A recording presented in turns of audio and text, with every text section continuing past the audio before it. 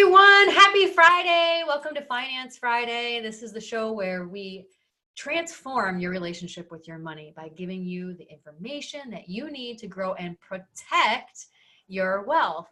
I'm Amy Novakovich, a certified financial planner with Nova Wealth Management, and I am super fortunate today. As you can see, no, I don't have a full-time bodyguard.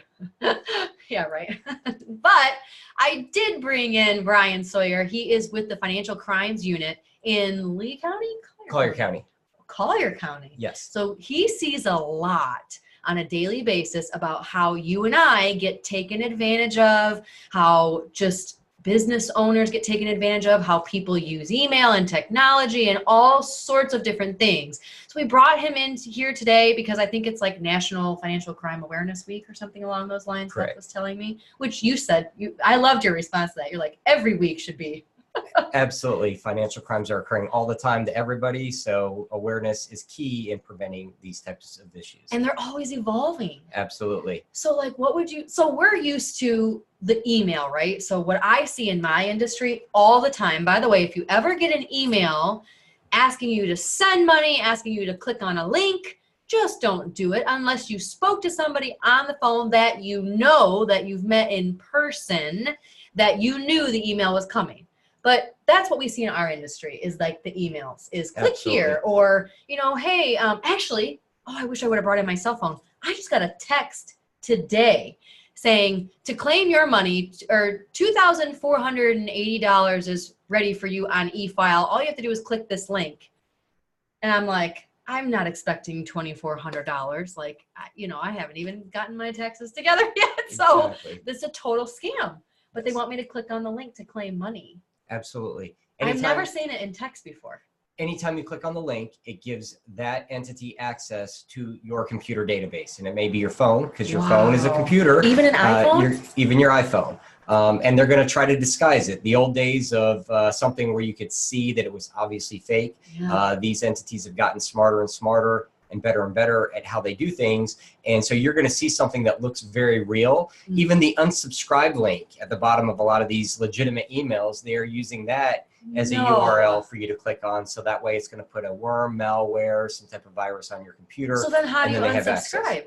Well, you have to know that the email that you're getting is from that legitimate company, because they may pose as Apple or Microsoft or a bank or whoever it is, and it's going to look like a legitimate email. In fact, it's somebody posing as that, but anything you click on that email can give them access to your system. Oh my goodness. See, so this just occurred to me too. This is so important that I'm going to actually post this to our podcast too.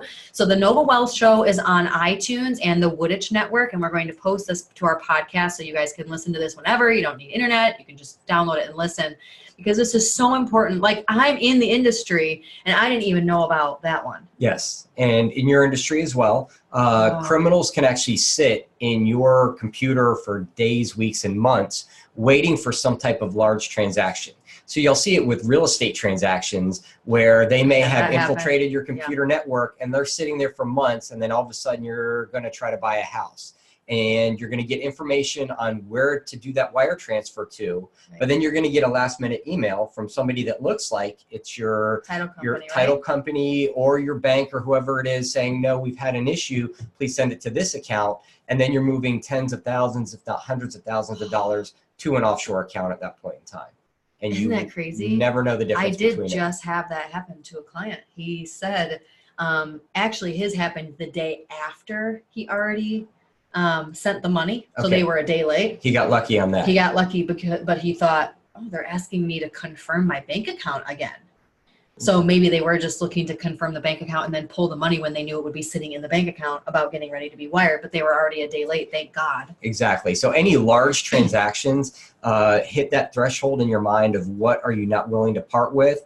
Try to do those in person. Just don't take an email or even a phone call from somebody that you're not 100% sure is at the other end of the line.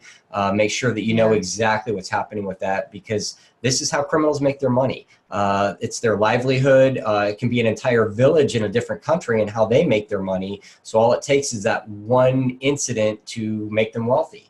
And so when they put a lot of time and effort into it, it can really behoove them as far as these criminal acts. So I have a question. So I'm going to be a little vulnerable on here right now. So I know I was a banker and I've seen a ton of scams just being in this industry for a long time, I've seen a ton of scams, but it does tug on your heartstrings when you'll have, like, on Facebook Messenger, you're probably going to laugh at me and think I'm totally crazy. But like on Facebook Messenger, they say like they're, a hardworking person trying to build like a Christian school or something. And they'll reach out to me on Messenger and just say, even if you could send $50 towards a donation towards our school, here's pictures of our kids, here's pictures of our school. Like, they're asking for $50. Right. So I would think to myself, okay, no harm. Like, I'll send it. I never have sent it.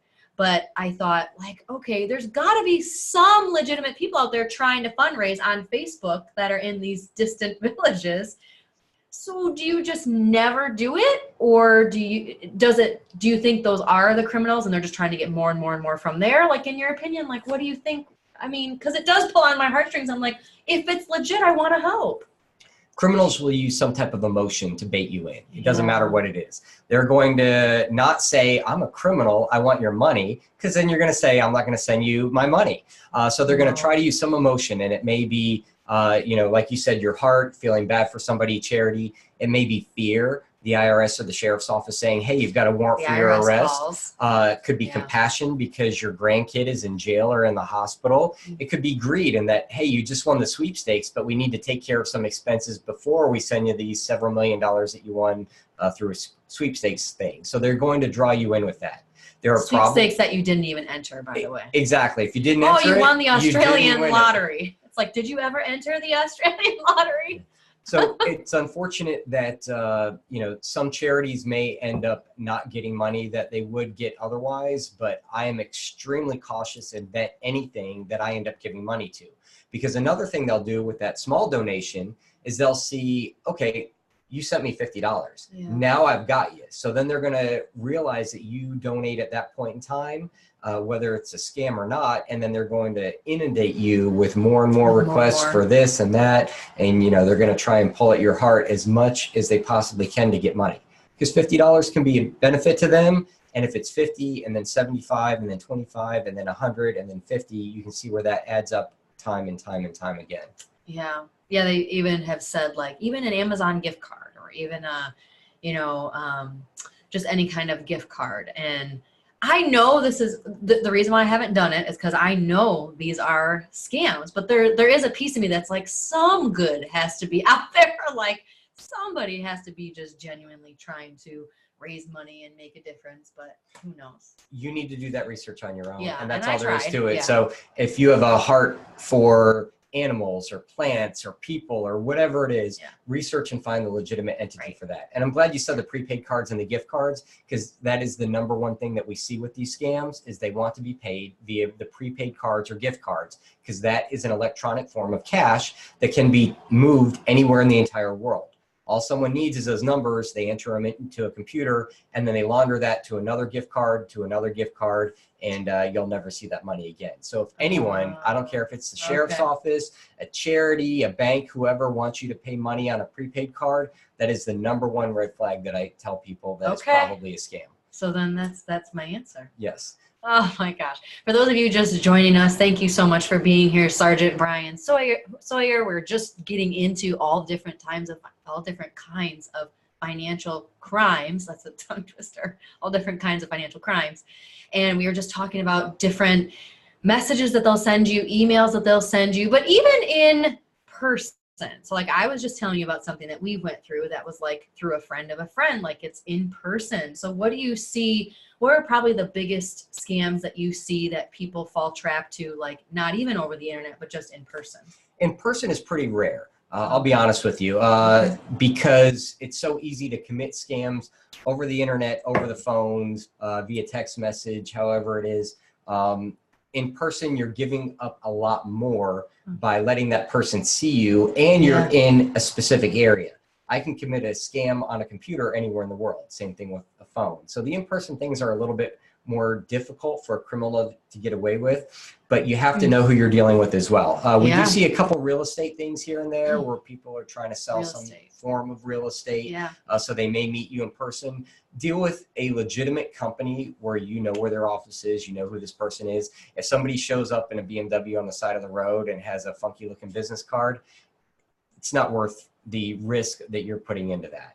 If somebody shows up at your door saying that, hey, you've got cracks in your driveway, or somebody says, hey, there's a dent in your car, I'm going to fix it. Those are some scams that we do see in person. These traveling criminals from throughout the country will try to so they take your money and then they just don't fix it? They will do a shoddy job that was never needed to be fixed in the first place, and then they'll take your money that way. They may put a little bit of tar in your driveway. You gave them several $1,000s for a $200 job is what it boils down to. Oh, no.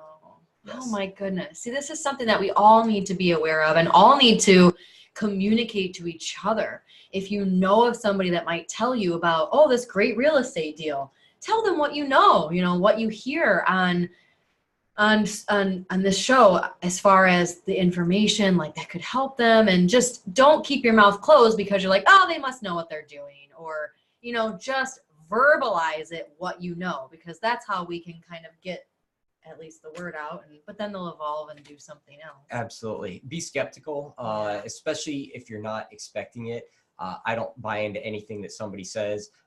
If they say they're with the power company or my bank or whoever it may be, I hang up the phone or I don't respond, and I find the legitimate number for that company if I think that it may remotely be real. So if I think it's my bank, I'm going to hang up the phone, find the 800 number on the back of my credit card, call that number and say, hey, this is Brian. I got a call or I got a text message or somebody met me. Is this legitimate? And if they have a problem with you, they're going to say it is. But for the most part, it's never legitimate from what I see. And so when I was in the bank, and so if people would transact something, let's say they paid for something, and then it never gets sent to them. It was just fraud. They just took their money and it was fraud. We'd have to fill out a giant fraud packet to even try to get the money reimbursed, and then the bank is liable for that. Essentially, the bank has a insurance, for things like that happen. The question that I got the most in the bank is, how come we can't catch these guys? Like, how come the bank just pays for it? And how come we can't go after those people? Can't you trace it? Can't you, so what would you say to those people that, almost everybody would ask, like, why can't you just catch them? So talk a little bit about what you go through to try to catch them. That goes back to our in-person via over the phone or over the internet. If somebody's here in person and we can identify them because they were physically there, then it's pretty easy. But even in the in-person scams where somebody's in this area, their IDs are fabulous as far as how fake they are. Let alone if there's someone else. So if the money goes to a foreign country or a different state, criminals are very savvy about covering up their identity. So the phone number that you see on the caller ID is not going to be the legitimate phone number of where that's coming from. Emails and all that, it can look like it's coming from the US. It could look like it's coming from Naples or Fort Myers. And most of the time it's coming from somewhere else. And they use these portals to morph where they're coming from. And so it's very difficult. To make it look like they're coming from this area, right? Yeah, especially with the phone calls. They're able to send phone calls, and I'm sure everyone out there has seen it, where you get a phone call with your area code and the first 3 numbers of your cell phone number, and then it pops up a random 4 extra numbers, but it's more likely to get you to answer. Those phone calls aren't even coming from the United States, but our technology, well, it's wonderful in some ways. It allows these scammers to really get away with it. Oh my gosh, I think that was just like 3 months ago, maybe. All of a sudden one morning I started getting phone calls from random people saying, yeah, hi, you just called me? Yes. And I'm like, no, I'm sorry, ma'am. No, I didn't call you. Well, you just called me and I just missed your call. No, I didn't. And then another person would call. Yeah, hi, you just called me and you just tried to tell me about this. And I'm like, oh my gosh, somebody is using my phone number to call people. It's part of that random spool that it puts out. Sheriff's office, we get the same thing on our cell phones where I think it's another detective that's calling me or whatever, and it ends up being and they're using their phone number. Yes. It eventually went away. So I called Verizon and I said, can you shut down my phone number for like 24, I think I did 24 hours, because they were like, well, if we shut it down, chances are they'll move on to another number. So I did. So just shut off your phone, call your phone provider. And I shut off my phone for 24 hours and it went away and it stopped. But that was crazy. I had never had that happen to me either, where somebody's using my phone number to call others to scam them out of something. Exactly. It's just crazy to think that criminals can actually consistently make a living on this. Sure. And they feel like they're just never going to get caught. And that is their livelihood. And occasionally they get caught, but unlike your traditional bank robber or car burglar, it is easier for these criminals to get away with fraud. You kind of touched on it with what you said before on the banks. if you do not make a decision yourself, if somebody hacks into your bank account or creates a fictitious check or whatever, ultimately you should not be held liable for that for the most part. But if you make a decision to send money, the bank is not going to reimburse you for that. You made that decision on your own. Even if you were being scammed out of something, that's where your willingness to say, okay, send the money, or, you know, I'm going to do this wire transfer, I'm going to write a check or give them my credit card number. If you say yes to that, you are risking losing that entire unit of money and not getting reimbursed at all for it. Credit cards are really good nowadays at catching things like that. So like, even if you're sending money to a fraudulent place, they'll text you and be like, was this you? You know, this was, and so that just gives you a red flag, like, oh wow, if the credit card company is thinking, you know, was this you? Are you making this purchase? It's probably a sketchy site. So I always pick up the phone and call the credit company and be like, you know, why did you text me that? So is it a fraudulent site? Is it, well, it showed up on our radar. You know, they're saying it's not for sure a fraudulent site, but we're just saying it's definitely one of those transactions that shows up as a red flag to us. So then I just cancel it just to be safe. They're really good about catching it. So if you're going to buy things, I would recommend credit cards, because you're right, the bank, I think, only has a little limit that they would even help you out. Absolutely. Credit cards, we highly recommend those, because credit is the bank's money. If you use a debit card or cash, that's directly into your bank account. Same thing with checks. That's a direct linkage to your bank account. So if you can use a credit card, if it gets skimmed or hacked or compromised or whatever happens with it, that's the bank's money. You tell the bank, hey, I did not make those payments, and you know, they'll send you a new credit card, and they're not going to hold you liable for it for the most part, as far as how things work. So we definitely recommend credit cards. One thing I'll say with that, and one of the good scams that are out there right now, is that criminals will call up posing to be your financial institution, either your bank or your credit card company, and ask you if you made some of these purchases, whatever they may be. You're going to want to dispute that and say, no, I didn't. And then they are going to walk you down a path where you end up giving them your personal information and the credit card number, when in fact it was never the bank in the first place.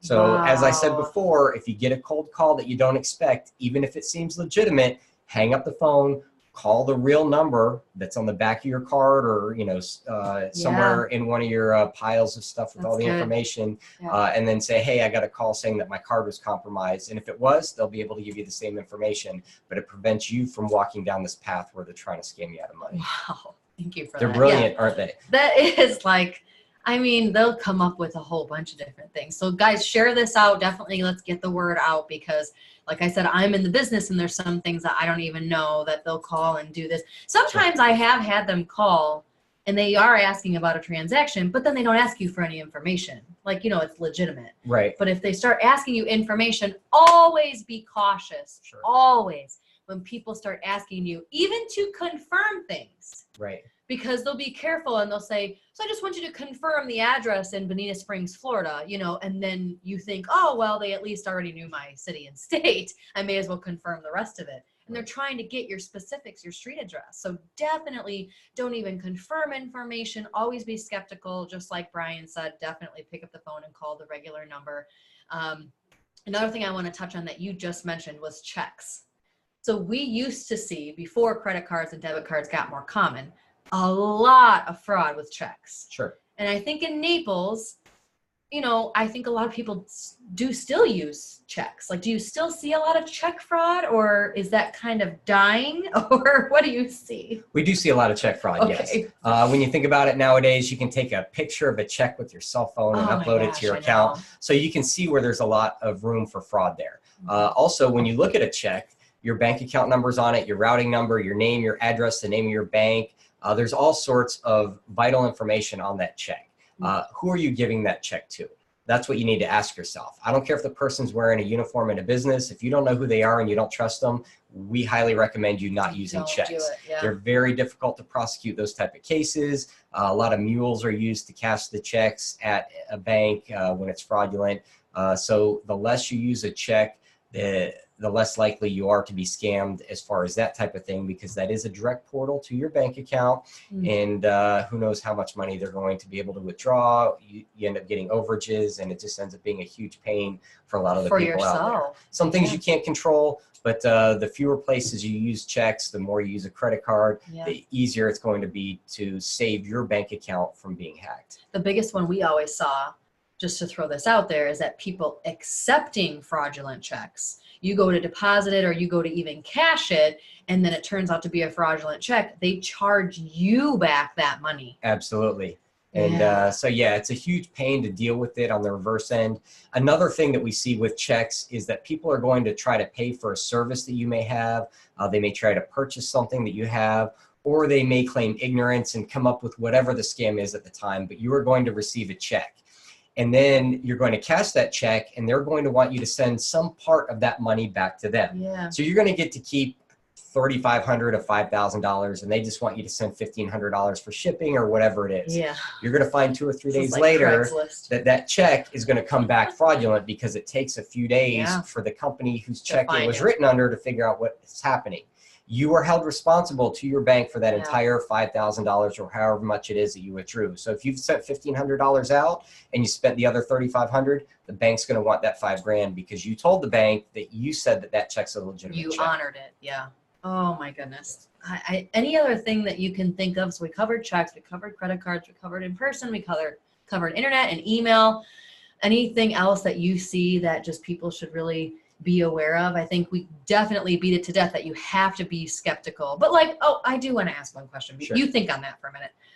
But I have clients that are really even scared to log into their accounts online. I'll be like, and you have online access to your accounts, you can log in and view your money every day. And they'll be like, no, thanks. I just don't even want to try it. So would you say to be skeptical of that? Or now, and nowadays, I feel like they have two-step authentication to where they send a text message with a code and everything's pretty secure. But would you say that people should be nervous about just logging into their bank account? Or I always tell people, don't save your passwords. Because if your computer gets hacked, that's the first thing they get is all your saved passwords. Right. But other than that, I mean, it's a double-edged sword. think? If you are logging in on your computer that you know is safe, you have up-to-date virus protection on it, and you don't click on a whole bunch of links, then it's a good idea to log in and check your bank account regularly. That way you can see if there is any fraudulent activity on it. Yeah. If you wait 2 weeks to find out that somebody's created some fraudulent checks or somehow hacked into your bank account number, and then you find out that all your money's drained and it takes that long because you're not logging in. So we recommend that you check it frequently, but from a safe computer. We do see, which is one of the newer things, is that criminals have been able to get into people's computers, and they will call them when they're on the computer and pose as your virus protection software I had company. that happen to me the other day. So they're going to say that they're with Microsoft or McAfee or whatever company it is. And they are going to want you to do 1 or 2 things to get them into one other portal that they can't get into, or they're going to have you pay money to them. It is not your virus protection company. So I always recommend using somebody local that you can see in person, whether it's a hard area, but somebody that you trust, because if you're just doing stuff with online entities, you don't know who you're dealing with. But if somebody calls you saying that they're your protection company and in fact, they're on your computer, it doesn't necessarily mean that they're a legitimate company. Yeah, I just asked when they called me, I said, okay, I'm going to go to the Microsoft website. You tell me where to go on the Microsoft website to find the phone number that I can just call you back. And they sent me to some website that wasn't even Microsoft, and I'm like, okay, bye. So they just can get you anyway. But that is convincing. They acted annoyed with me when I questioned them. They're like, ma'am, if I was a scammer, do you think they were annoyed with me? Right. And so you almost feel they compelled, make you feel pressure. Yeah. Compelled and pressured. And it's pretty crazy how it works, but they're very good at what they do. Yeah. So it's one of those things where if you use a local company and you know who you're dealing with, that's probably the easiest thing to avoid these types of issues. Very good. If you guys have questions, because I'm sure you do, there's probably things that we are missing. But if you have questions, go to our website, novawealthmanagement.com. Just contact us and we can reach out to Sergeant Brian Sawyer and ask him any questions that you want to know or anything that might have happened to you or anything, that he might need to know. Just let us know, reach out to us. But any lasting things that you want people to know, because we covered a lot. We did. There are some things out there that you cannot protect against. So if there's a computer database breach or a doctor's office got hacked or whatever, you can't do anything about that. So understand how the process works. Do credit checks at least once a year. If you can spread out the credit card or the credit reporting agencies, every 4 months. That way you can see if somebody is pretending to be you and try to take out credit. You can get like text message notifications nowadays if your credit score is like drastically changed, or if somebody added a new account on your credit score. So I would highly recommend signing up for those notifications. There are different ways of dealing with it, but yeah, again, checking it as frequently as you can, because the earlier you deal with the process, the easier it's going to be to rectify your situation. But you have to be aware of what's going on. So the credit checks are key, and understanding the process of recouping from whatever the issue that's happened. But your bank account's probably the biggest thing, because that is your livelihood, that is your money. And so you need to be very cautious about who's accessing that account. If somebody has, rectifying it with your bank, and also don't give out any money, because if you do, I expect that money not to come back. And don't log into your bank accounts and important information when you're on like an airport Wi-Fi. Sure. Like when you're on a general Wi-Fi, like you said, you mentioned it, your home computer. Trusted computer, yes. When you're on your home Wi-Fi. But the last question that I want to ask is, how do people know if it's large enough, or they should be concerned enough to like reach out to you? Like, should they just handle it on their own with their bank, or when should they alert like authorities? It's going to depend on what your bank is going to want to do. Okay. If your credit card's been compromised and your bank just talks to you over the phone and rectifies it that way, then you're fine. If you're the victim of a major identity theft issue, then you may have to file a police report online. Most agencies, including the Collier Sheriff's Office, and I believe the Lee County Sheriff's Office, take reports online. So you can do it that way from the convenience of your own home. As far as if you got scammed sending money out, it depends on you if you want to make a report or not. Again, a lot of these things are not solvable based on the way things work. But if you lose a certain amount of money that's of significance to you, feel free to file a report with us, and we'll do what we can with it. We try to help as many people as we can, but we are limited by technology and the savviness of the criminals. And sometimes they end up getting arrested when you see these big stings that occur over a several-year time frame. Yeah, they end up getting. So it may not be a direct link from you to that scam, but these people that you see, stole millions and millions of dollars over years, you may have been a small piece of what their puzzle was. Oh, very good. Very good. Well, thank you so much for being here. Thank you for having me. I really appreciate all the information. But again, share this out. Let people know any information that you can. If they tell you about something that sends a red flag, say something so that they know. But again, feel free to contact us, novawealthmanagement.com. Thank you so much, and have an awesome weekend, and we will see you next time. Thank you. Thanks.